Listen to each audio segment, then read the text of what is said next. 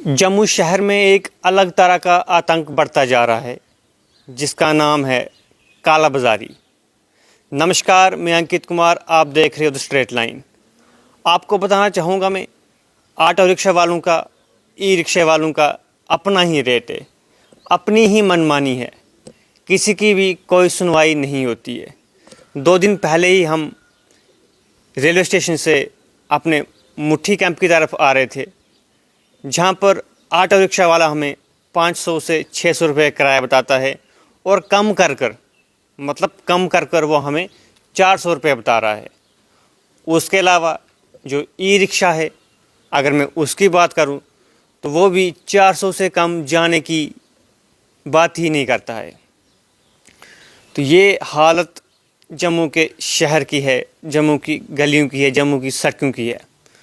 उसके अलावा अगर मैं मेटाडोर्स की बात करूं, जब आप सुबह सुबह अपने सफ़र को ख़त्म करके जम्मू पहुंचते हो, वहां पर अगर आप मेटाडोर पकड़ते हो अपने घर के लिए, सबसे पहले तो मैं बताऊंगा कि जब आप रेलवे स्टेशन से बस स्टैंड के लिए आते हो तो मात्र किराया जो है 12 से 15 रुपया है। कुछ लोग बिक्रम चौक पे उतर जाते हैं, कुछ लोग डोगरा चौक के पास उतर जाते हैं और कुछ लोग बस स्टैंड के पास उतर जाते हैं। जो किराया बनता है 12 से 15 रुपये। लेकिन सुबह सुबह लोगों को भी शायद जल्दी रहती है, जब वो कह नहीं पाते हैं और कुछ कहते भी हैं, उनकी सुनवाई होती नहीं है।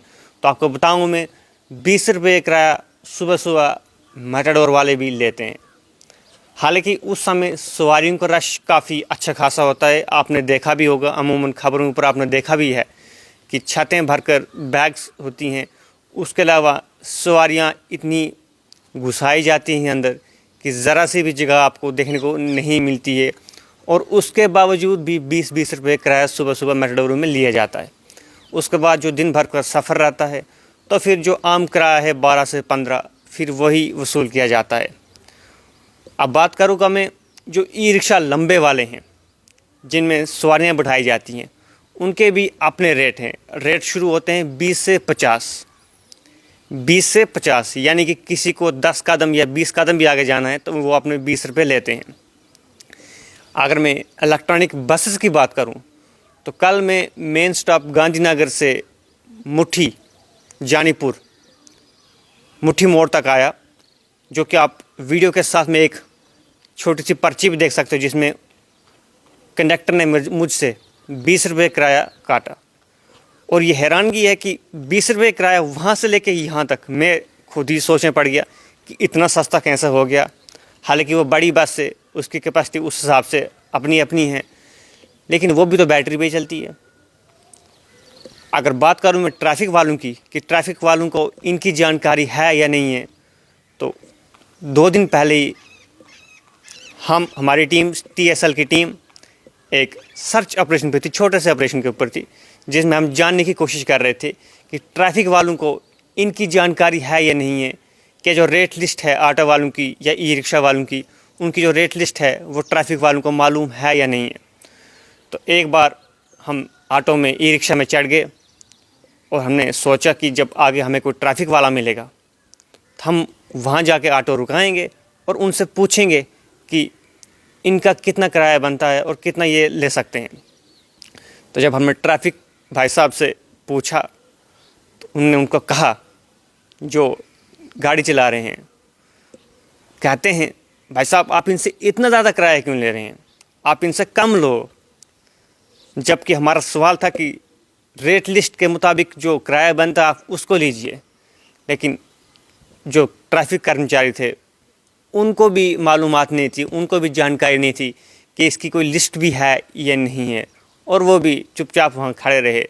उसके बाद हमने ऑटो वहाँ पर ही छोड़ दिया और फिर उसके बाद एक और ऑटो आया जो कि तेल वाला था, बिजली वाला नहीं था, और जिसने हमसे 300 रुपया लिया और हमें मुट्ठी छोड़ दिया।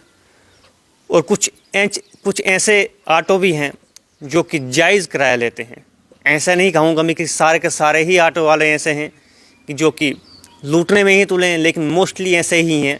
लेकिन कुछ गिने चुने ऑटो ऐसे भी हैं जो प्रॉपर फेयर बनता है सिर्फ वही लेते हैं।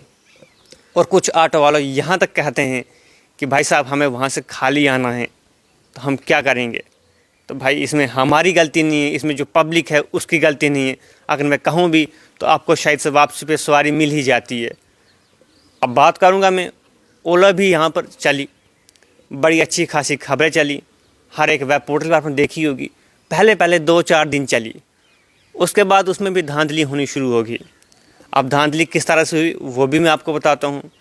जो ड्राइवर्स हैं, जब बुकिंग आ रही है तो वो बुकिंग को कैंसिल कर देते हैं और फिर जो नंबर आ जाता है उसके ऊपर फिर उसे फ़ोन कर देते हैं सवारी को कि भाई साहब आपसे ये इतना रुपये आपसे चार्जेस जो हैं काट लेंगे, तो इससे हम भी फ़ायदा नहीं, आपको भी फ़ायदा नहीं। आप एक काम कीजिए, हमें अलग से फ़ोन कीजिए, हम आपको अलग से उठाने आ जाते हैं। तो फिर वो अलग से चले जाते थे। तो ये एक अलग धांधली थी जो कि कुछ ही दिन चली, क्योंकि बेईमानी कब तक चलेगी? बेईमानी की भी कोई एक लिमिट होती है, इसकी एक एज होती है जो कि समाप्त होगी। और वह सर्विस, ऑनलाइन सर्विस आस्ता आस्ता ठप हो गई।